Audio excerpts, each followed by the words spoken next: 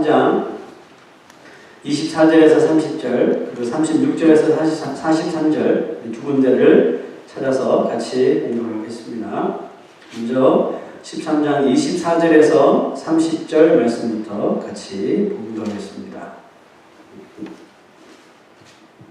문답니다. 시작. 예수께서 그들 앞에 또 비유를 들어 이르시되 천국은 좋은 씨를 제 밭에 뿌린 사람과 같으니 사람들이 잘 때에 그 원수가 와서 곡식 가운데 가라지를 덧뿌리고 갔더니 싹이 나고 결실할 때에 가라지도 보이거늘 집 주인의 종들이 와서 말하되 주여 밭에 좋은 씨를 뿌리지 아니하였나이까? 그런데 가라지가 어디서 생겼나이까? 주인이 이르되 원수가 이렇게 하였구나. 종들이 말하되 그러면 우리가 가서 이것을 뽑기를 원하시나이까? 주인이 이르되 가만두라. 가라지를 뽑다가 곡식까지 뽑을까 염려하노라. 둘 다 추수 때까지 함께 자라게 두라. 추수 때에 내가 추수꾼들에게 말하기를 가라지는 먼저 거두어 불사르게 단으로 묶고 곡식은 모아 내 곶간에 넣으라 하리라. 36절요.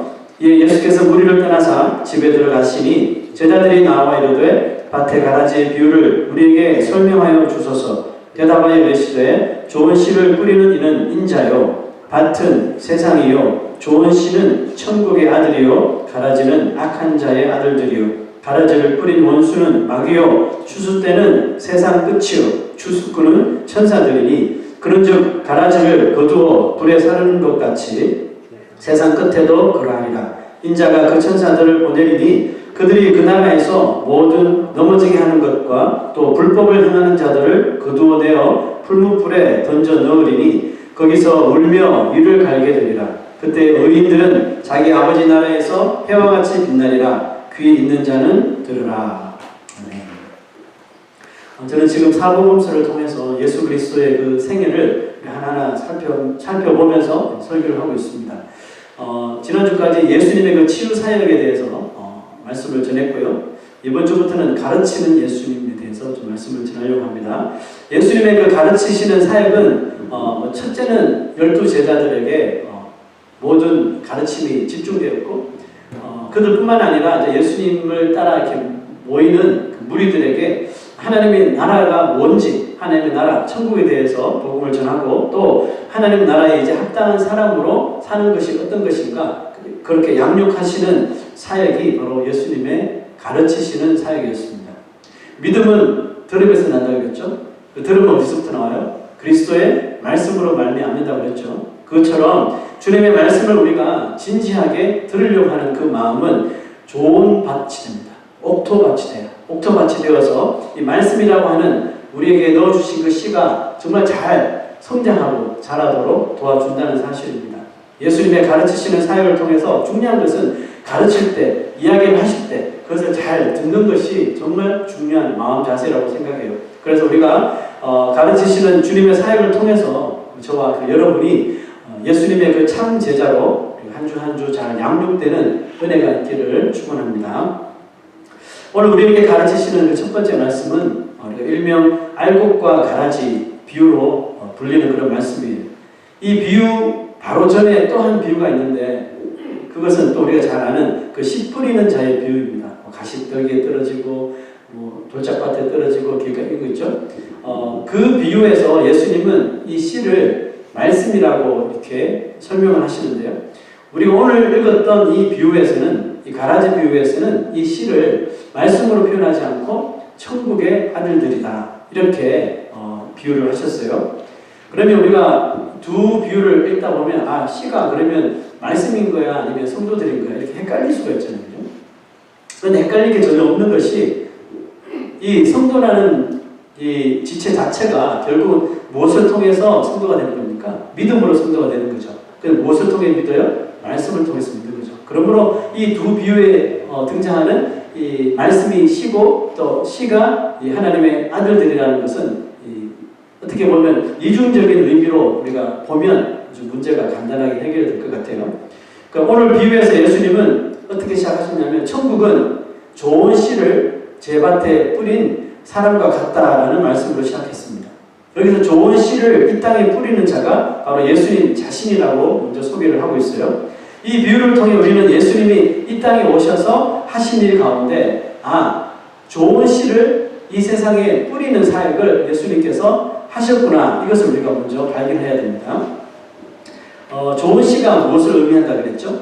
좋은 씨가 바로 좋은 씨는 천국의 아들들이다. 천국의 아들들이요 라고 이렇게 예수님께서 말씀하셨죠. 예수님은 이 땅에 좋은 씨, 그러니까 천국에 들어갈 수 있는, 들어가야 할 천국에 합당한 그런 성도들을 이 땅에 뿌리기 위해서 오셨다는 뜻이 되겠죠. 그러므로 좋은 씨를 뿌린다는 이 표현을 조금 깊이 생각해 보면 이 좋은 씨는 그냥 이 세상에 뿌려지는 일반적인 씨를 말하는 게 아니에요. 아주 엄선된 아주 특별한 그런 씨를 말하고 있으며 예수님은 그 좋은 씨가 예수님이 이 세상에 뿌리는 그 좋은 씨가 누군지 이미 다 알고 계신다는 뜻이죠. 우리가 뭐를 뿌리죠? 자, 그렇다면 예수님이 좋은 씨를 이 땅에 뿌리시러 오셨다는 것은 어떻게 설명할 수 있냐면 곧 창세 전에 이미 구원받을 자로 선택받은 하나님의 아들들이 누군지 정해졌다는 뜻이고, 그런데 누군지 이 땅에서 예수님이 오셔서 그것을 드러내려고 하신다는 것을 드러내려고 오신 것으로 보아도 우리가 무관하다는 것이에요. 자, 그런데 예수님께서 뿌리시는 천국의 아들들이라는 씨앗을 왜 드러내시려고 하실까요? 그냥 끝까지 내버려 두시면 안 될까요? 왜 예수님께서 이걸 자꾸 드러내시려고 할까요? 왜냐하면 정작 이 땅에 뿌려진 그 씨들은, 씨가 되는 이 천국의 아들들은 자신의 정체를 모르고 살기 때문에 그래요. 그래서 예수님은 씨 뿌리는 사역을 통해 그들이 하나님의 자녀인 것을 먼저 깨닫게 하시고, 깨달은 후로는 이제 세상의 아들이 아니라 천국의 자녀들로 살아갈 수 있도록 하시는 것입니다. 자신이 이 세상에 태어나, 우리 자신들이 이 세상에 태어나 어떻게 살아왔고, 또 살아오는 과정에서 우리가 어떻게 예수를 알게 되었고, 예수를 믿게 되었고, 또 지금 우리가 교회를 다니고 있는지를 우리 한번 리마인드 한번 해보면 결국 예수님의 좋은 씨 뿌리기 사역이 누구까지? 자기 자신에게까지 그 영향을 끼쳤다는 것을 분명히 알게 되는 것입니다. 좋은 씨가 자신이 좋은 씨인지 알 길이 없잖아요. 여러분 어떻습니까? 저 같은 경우에는 크리스찬 집안에서 목사 아들로 태어났으니까 그러려나 하면서 이렇게 살았죠. 예? 목사 자녀니까 지옥은 안 가겠지 하면서 이렇게 살았단 말이에요. 그런데 살아보니까 그게 아니더라고요. 목사가 아버지라고 해서 나도 그렇게 되는 건 아니더라고요. 그래서 저 스스로 내가 좋은 씨가 될 수 있는 자격이 하나님께서 주셨구나라는 것을 깨닫게 해주시는 그런 때가 분명히 있었단 말이죠. 이게 그냥 자동적으로 크리스찬 집안에 살다 보니까 그게 된 게 아니라 퍼스널리 내가 개인적으로 주님을 만나고 하는 그런 시간이 있었다는 사실이에요. 그러므로 좋은 씨가 자신이 좋은 씨인지 자기 스스로는 처음에는 알 길이 없다는 거예요. 뿌려졌지만 알 길이 없어요. 결국 추수 때가 되어야지 온전하게 이것이 밝혀진다고 하셨는데요. 그렇다면 추수가 이제 마지막 날이라 했으니까 그 추수 전에, 마지막 날 전에 자기 자신이 이 세상 살면서 좋은 씨로 뿌려진 사람인지 아닌지 알 방법이 없을까요? 자, 완전히는 아니더라도 이 주인이신 예수님께서 우리의 이런 정체를 보여주시는 그런 방편이 있다고 하시는데요. 그게 뭔지 한번 말씀을 통해 보겠습니다. 사람들이 잘 때에 그 원수가 와서 곡식 가운데 가라지를 덧뿌리고 갔더니 싹이 나고 결실할 때에 가라지도 보이기를 했습니다.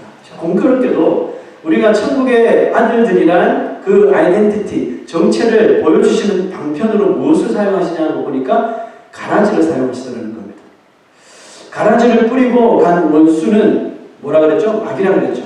마귀고 가라지는 누구라 그랬어요? 악한 자의 아들들이라 했습니다. 예수님이 이 세상에 좋은 씨를 뿌리시고 그 씨가 천국의 자녀로 이 정체를 드러내도록 하시는데 이것을 못하게 하도록 방해하는 세력이 있다는 건데요. 그게 바로 가라지고 바로 원수 마귀가 악한 자의 아들들을 이 좋은 씨 사이에 다 뿌려놨다는 사실이에요. 이 구절을 통해서 우리가 분명히 드러난 사실 하나가 있는데 이 세상에는 하나님이 택하신 하나님의 자녀들이 있는 반면에 악한 마귀의 택함을 받은 인생도 가라지와 같은 인생도 분명히 존재한다는 거예요. 그죠? 분명하게 오늘 이 말씀을 통해서 드러나죠. 예를 한번 들어볼게요. 요한복음 봅시다. 예수님께서 참 말씀대로 살지 않는 바리새인들에게 이런 말을 하셨어요. 너희는 너희 아비 마귀에게서 났으니 너희 아비의 욕심대로 너희도 행하고자 하느니라. 하는 짓이 그들은 하나님의 택하신 백성이라고 말하는데 하는 짓은 정말 아무리 봐도 마귀랑 똑같단 말이에요. 그래서 주님께서 그냥 대놓고 하신 거예요. 너희는 너희 아비 마귀에게 났으니 너희 아비의 욕심대로 너희도 행하고자 하느냐. 하는 짓거리가 똑같다는 겁니다. 그 다음 구절 보시면 예수께서 대답하실 때 내가 너희 12를 택하지 아니하였느냐. 12 제자 택하신 후에 이런 말 하셨어요. 그러나 너희 중에 한 사람은 마귀다. 충격적인 이야기죠. 그렇죠? 예수님께서 택하신 제자들 사이에도 마귀의 자식이 있었더라고요. 예수님이 택하신 제자들 가운데서 가라지가 있었다는 것이 좀 놀랍지 않습니까?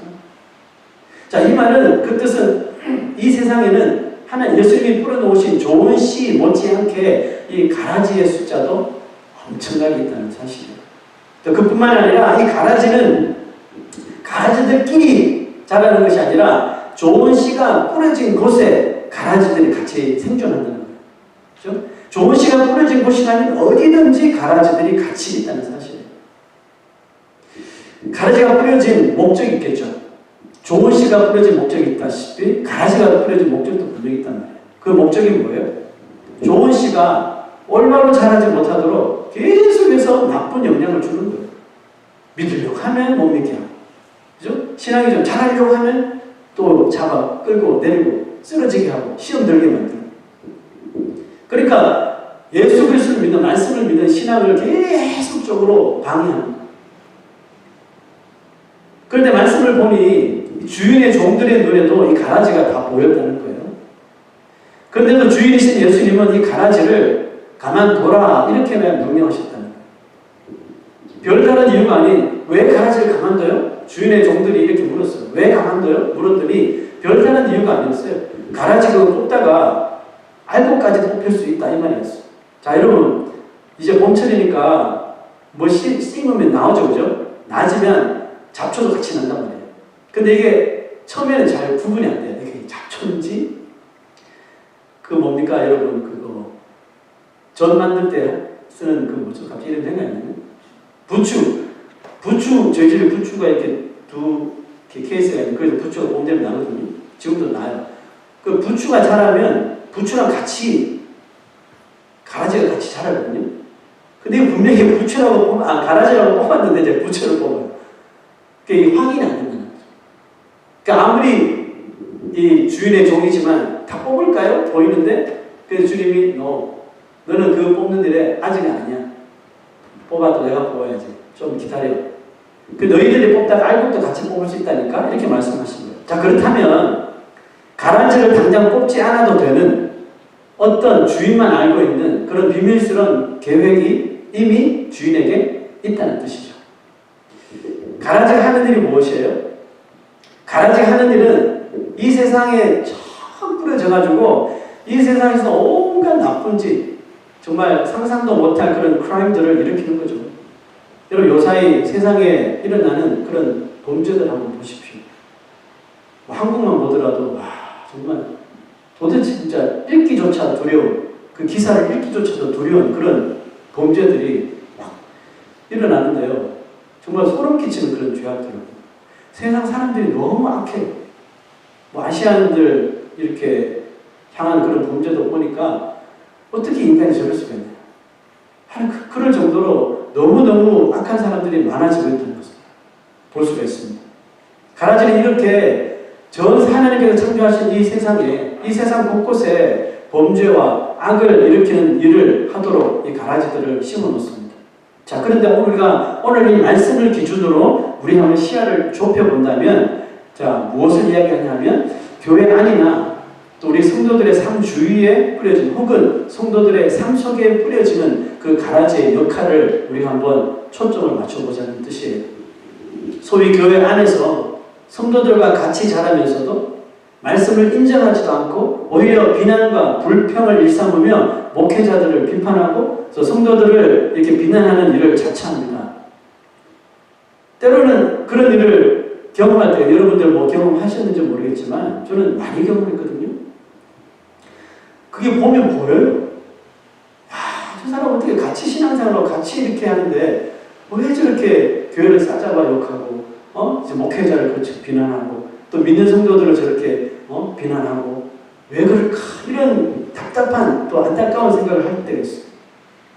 그러면서 이런 생각을 하죠. 왜 하나님은 저런 이단과 같은 인생을 벌하지 않고 가만히 두실까? 오늘 말씀대로 표현하면 왜 저런 가라지가 분명한데 내가 보기에 가라지가 분명한데 왜 저 가라지 뽑아버리지 않을까? 저것만 뽑아버리면 교회가 평안할 것 같은데 왜 주님 뽑지 않나요? 이런 마음을 가질 때가 있었어요. 제가 어렸죠, 그죠? 그 주인의 종들처럼 어린 거예요. 지금 제가 뽑을 수 있겠는데요? 그 주인 보시기는 아닌 거예요. 가만히 두라는 거예요. 제 어린 눈으로 보기에는 저는 뽑으면 참 교회가 평안해요.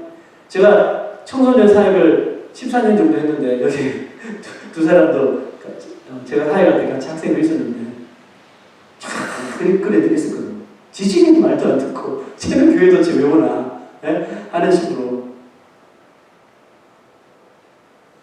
그게 제 생각과 하나님의 생각이 다르다는 것을 알게 되었어요. 여러분, 우리가 이런 생각을 하죠. 왜 하나님께서 저 사람이 교회에 있으면 정말 아까 같은 존재인데 왜 저런 사람들 그냥 한 번만 치면 깨달을 것 같은데 하나님께서 안 치셔요. 그냥 내버려 두실 때가 많아요. 여러분, 교회가 이 시대에 처음 생기고 초대 교회라고 말하잖아요. early church. 초대 교회가 생겨나면서부터 이 로마 엠퍼러에 엄청난 핍박을 당하잖아요. 엄청난 핍박을 받았을 때 그리스도인들이 고난을 당하면서 했던 기도가 있어요. 여러분, 우리 같으면 이런 기도를 하겠죠. 주님, 우리는 주님을 이렇게 잘 믿고 섬기려고 하는데 이렇게 고난이 많아요. 저 핍박하는 사람들 다 멸망시켜달라고 이렇게 기도할 수 있잖아요. 빨리 이 고난과 핍박이 지나갈 수 있게 해달라고 우리가 기도할 것 같은데 놀랍게도 그들의 기도는 다 그렇게 기도하지 않았겠죠. 그렇지만 그 중에 어떤 사람들의 기도는 주님, 이 핍박과 고난을 우리가 피할 수가 없다면 이것을 잘 견딜 수 있도록 능력을 달라고 이렇게 지하 감옥에 갇혀서 혹은 무서운 맹수들 앞에서 죽음을 앞에 두고 그렇게 기도를 했다는 저 죄인들을 용서해달라고 스데반처럼 그렇게 기도를 하더라는 겁니다. 왜 그렇게 기도할 수 있었을까요? 그들은 왜 그렇게 기도했을까요? 자기에게 칼을 던지고 창을 던지고 침을 뱉고 욕을 하는 그 핍박자들에게 왜 그들은 그렇게 기도했을까요? 그것은 믿는 사람들이 이런 핍박 속에서도 예수 그리스도를 부인하거나 떠나지 않고 믿음으로 이겨내는 것을 세상에 보도록 하기 위함이었습니다. 원수 마귀가 이렇게 로마 엠퍼러를 통해서 기독교를 박해할 때 무엇을 기대했을까요? 우리가 저 믿는 사람들 몇 명 잡아서 이렇게 비참하게 죽여버리면, 겁을 주면 저것들 다 바람처럼 사라지겠지? 예수 안 믿는다고 하겠지? 로마 황제를 신으로 섬기겠지? 했단 말이에요. 그래서 정말 잔인할 정도로 이 로마 황제들이 정말 돌아가면서 계속 핍박했지 않습니까? 크리스찬들을 정말 씨를 말리려고 그렇게 아무 이유도 없었어요. 그리스도인들이 로마에 잘못한 것도 없어요. 그런데 이게 그 전통이 된 거예요. 황제 되면 당연히 핍박하는 것보다 하려면 내가 더 잘해야지. 그래서 정말 잔인하게 핍박합니다. 운영 극장까지 만들어 놓고 거기에다가 동물들 풀어놓고 크리스찬들 다 잡아먹게 하는 정말 이런 말도 안 되는. 그래서 그들의 목적이 그거예요. 다 이거 나 먼지처럼 사라지겠지. 이 세상에 예수 믿는 존재들이 다 이제 없어질 거야. 이렇게 겁을 주는데 이거죠. 그런데 진짜 그렇게 겁을 주니까 예수 안 믿겠다는 사람들이 나왔어요. 예수 안 믿으면 되지. 교회 안 가면 되지. 성경 찢으면 되지. 이런 사람이 나왔단 말이에요. 그런데 그 가운데서 어떤 사람들은 그런 모진 핍박을 당해도 그리스도인들이 도망가지는 않아요. 물러서지도 않아요. 짐승 앞에도 뜯어먹기는데도 불구하고 짐승도 두려워하잖아요. 몸이 찢어져 죽으면서도, 몸이 불타 없어지면서도 신앙을 포기하지 않는 거예요. 그런 사람들이 나오더라는 거예요. 오히려 더 담대해지고 그럴수록 더 모여서 하나님을 찬양해 버립니다. 저들을 용서해달라고 기도해 버립니다. 그랬더니 그들을 핍박하는 무리들이 오히려 그들을 두려워하게 하십니다. 내가 저런 사람들을 죽이면 나는 정말 지옥 같아. 이런 생각을 하면서 오히려 그 사람들을 두려워하게 되더라는 거예요. 바로 이거거든요. 이것이 지금 주인이 가라지들을 뽑지 않는 이유거든요. 그러므로 주인의 의도는 뭐냐면 이 알곡들이 더 강하게 자라게 하시기 위해서 가라지를 사용하는 것으로 보면 되는 거죠. 이런 알곡들이 가라지가 어떤 존재인지 보면서 자신이 알곡이라는 것을 크게 느끼고 깨달을 수 있다는 사실이에요. 언제까지요? 언제까지 이 알곡들은 이렇게 엄청난 고난과 핍박과 조롱을 당하면서 살아야 합니까? 아닙니다. 영원하지 않습니다. 결국에는 그들의 결말이, 둘 다의 결말이 어떻게 되는지 말씀을 기록하고 있는데요.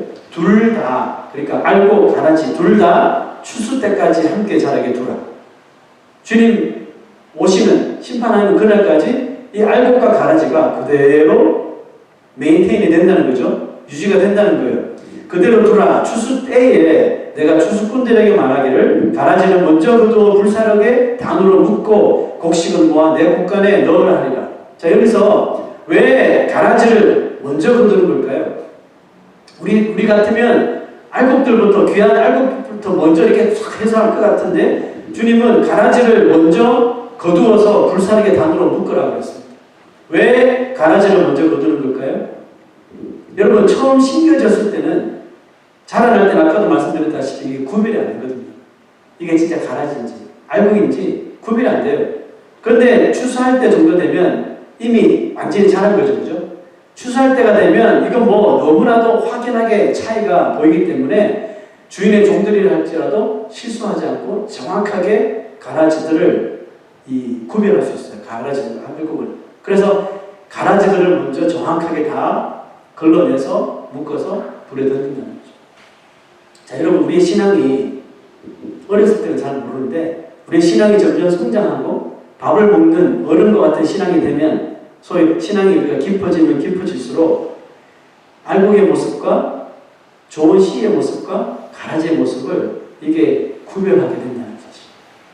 우리가 신앙이 어렸을 때는 이게 구별이 안 되는데 신앙이 깊어지면 깊어질수록 이게 가라지가 하는 짓인지 알곡들이 하는 짓인지 이게 구별이 돼요.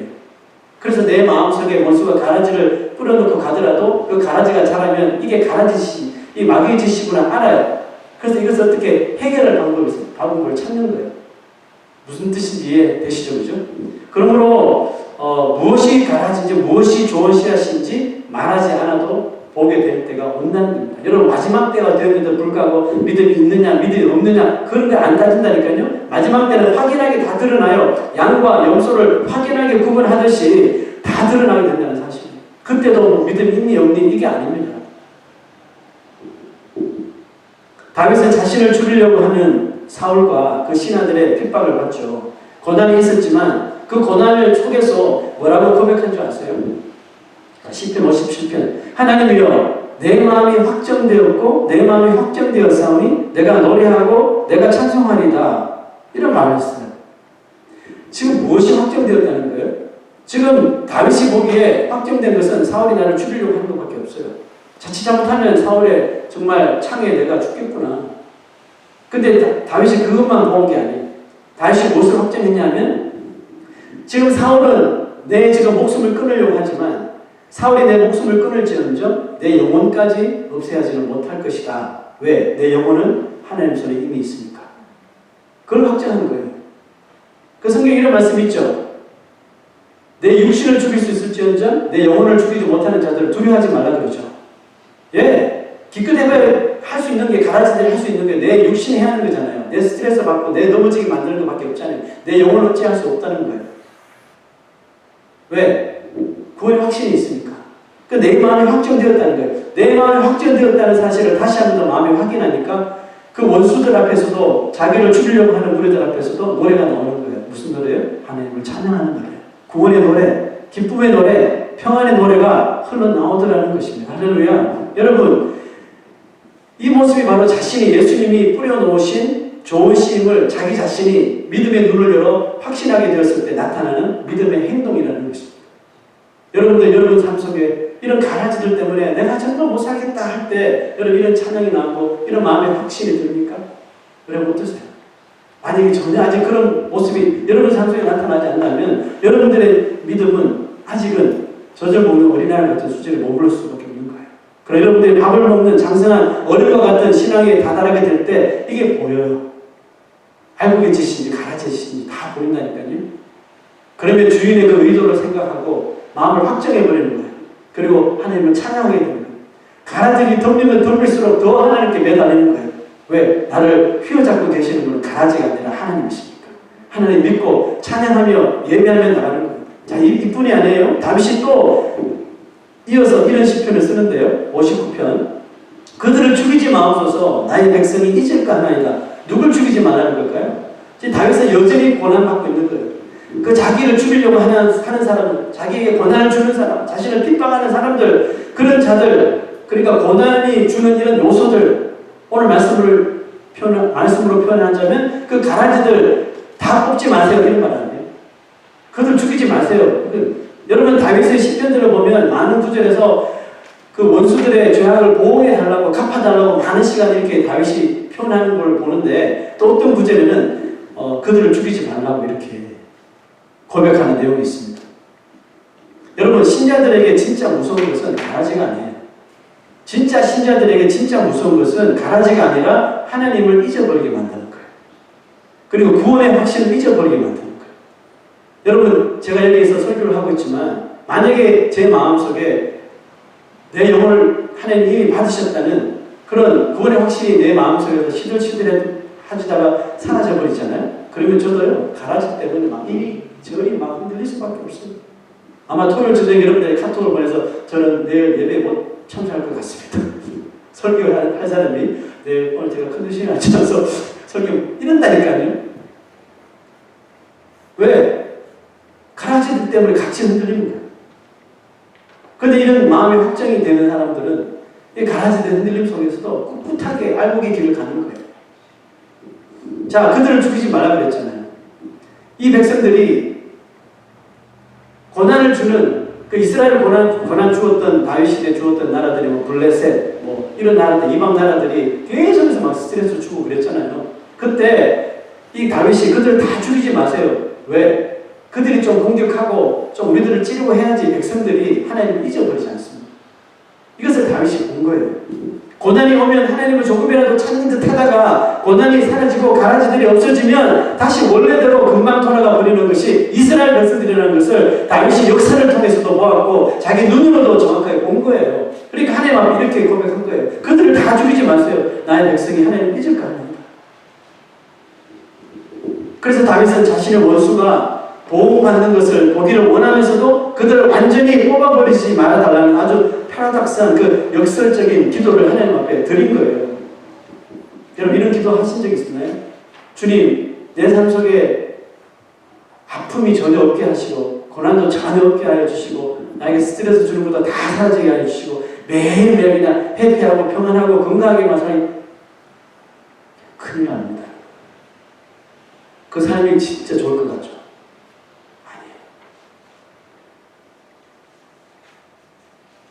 여러분 알곡만 남으면 잘 잘 것 같은데 미안하지만 더 못 자라요. 그렇잖아요. 교회도 다 정말 너무너무 순종파들이고 겸손파들이고 너무나도 착한 사람들만 다 이렇게 모여서 다 계시면 교회가 너무 좋고 막 그럴 것 같죠. 분위기는 좋을 수 있는데 미안하지만 영적으로 성장해야 돼요. 가라지가 있어야 돼요. 가라지들이 좀 교회에 바람을 일으키고 무너뜨리기도 하고 쓰러뜨리기도 하고 막 찌르기도 하고 그런 것을 통해서 알곡이 정신을 차린다니까. 아, 내가 이러고 있을 때가 아니구나. 그래서 한 번이라도 하나님을 찾고 하나님 이름을 부르고 여러분 이게 가라지 효과라는 거라니까요. 알곡들끼리만 이렇게 똘똘 뭉쳐있으면 알곡들이 자라지 않아요. 희한하죠? 이게 가라지 효과예요. 신앙심은 우리가 편할 때 절대로 강해지지 않습니다. 그죠? 신앙은 절대로 우리가 편안할 때 강해지는 게 아니거든요. 옆에서 신앙을 방해하고 또 옆에서 자꾸 막 괴롭히고 우리의 마음을 찢고 하는 이런 존재가 있을 때 바로 그때 우리가 누구를 찾아요? 하나님을 찾게 되죠. 하나님 이름을 한 번이라도 더 부르고 예수 그리스도를 의지하려고 할 때 우리의 이 믿음에 실력이 생깁니다. 믿음도 실력이 있어야 됩니다. 이게 그냥 하루아침에 자동으로 생기는 게 아니에요. 이 가라지 효과를 통해서 이 믿음의 실력이 쌓여지는 거예요. 여러분 어떻게 하나님의 인물들이 만들어지는지 아세요? 고난과 역경과 시련과 아픔을 통과해야지 인물이 나오는 거예요. 성경에 기록된 인물들 보세요. 다 이런 걸 과정을 통과하잖아요. 그래서 믿음의 실력들을 다 키우는 거예요. 다니엘과 사드락, 메삭, 아벤느고 이 네 명의 친구들이 바벨론 포로로 끌려갔잖아요.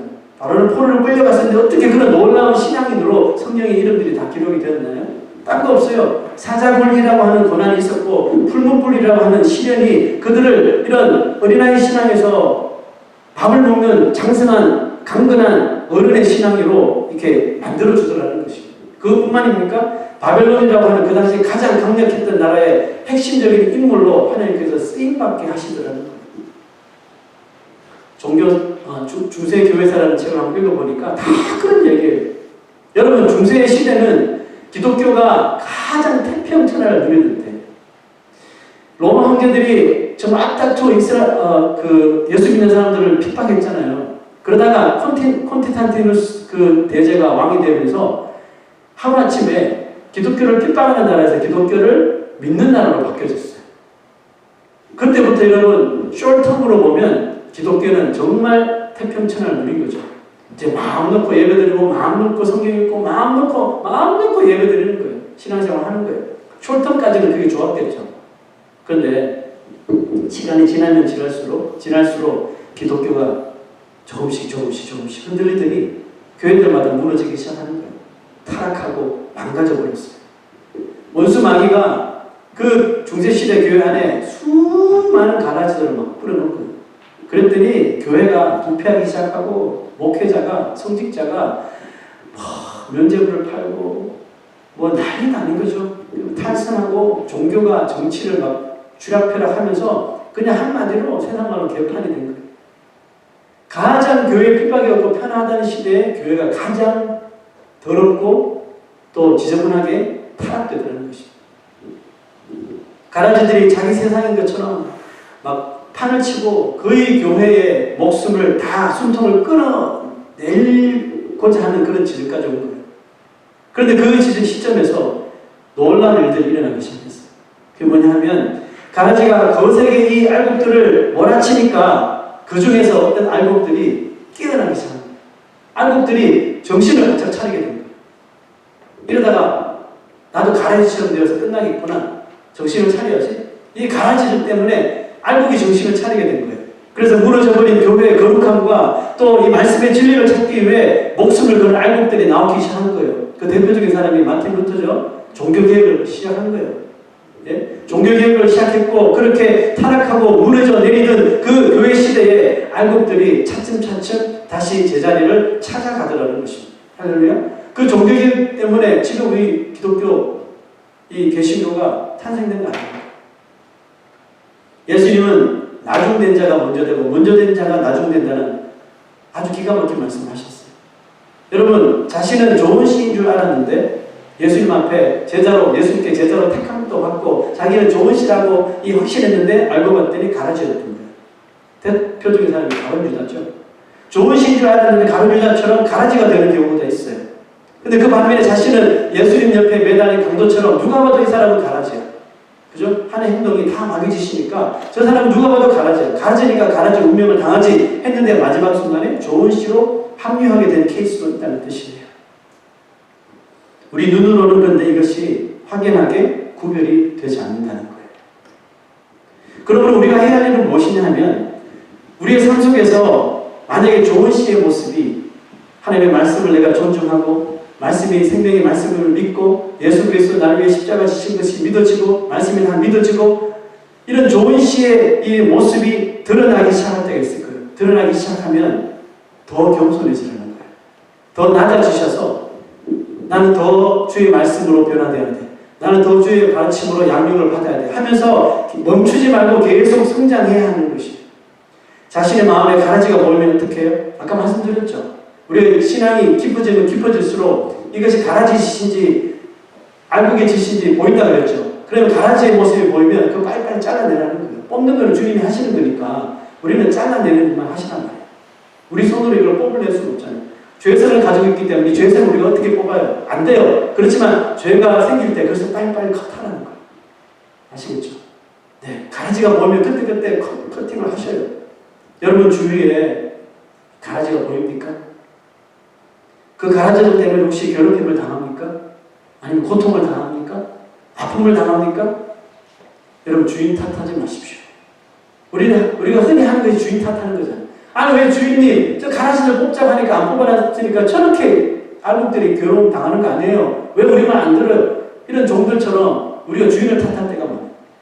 하나님 왜 저런 사람들 놔둡니까? 누가 봐도 저 사람은 가라지인데 다 뽑아 없애야죠. 그래야지 교회가 편안하고 세상이 전도가 되고 하죠. 저 이상한 범죄 저지르는 거 다 그 자리에서 죽여버려야죠. 주님 왜 가만두십니까? 주인을 원망하지 말라는 뜻이에요. 왜요? 우리의 주인이신 예수님에게는 우리가 알지 못하는 그 계획이 있으시다는 거예요.